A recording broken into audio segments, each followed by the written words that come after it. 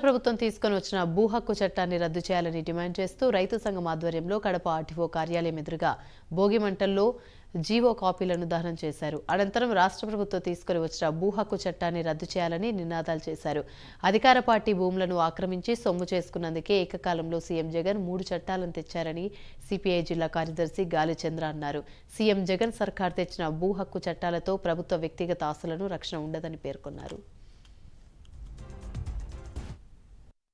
ఈ భోగి మంటలు సందర్భమున జగన్మోహన్ రెడ్డి గారి రాక్షస పరిపాలన గత 4 సంవత్సరాల 8 నెలల కాలంలో ఆయన చేసిన రాక్షస కృత్యాలు, చీకటి జీవోలు, అమలు కాని హామీ పత్రాలు, ప్రజలను హింసించడము పన్నుల రూపేణా, అలాగే ప్రతిపక్ష పార్టీలపైన ఉక్కుపాదం మోపి అక్రమ కేసులు బనాయించి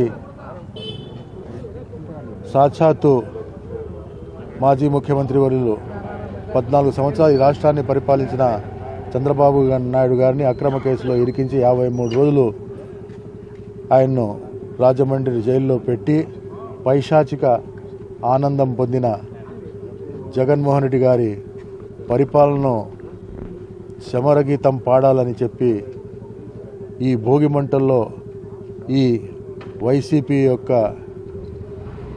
పరిపాలన మొత్తం కూడా అంతమొందించాలని ఈరోజు ప్రజలందరూ కూడా ముక్తకంఠంతో సమాయత్తమై ఉన్నారు.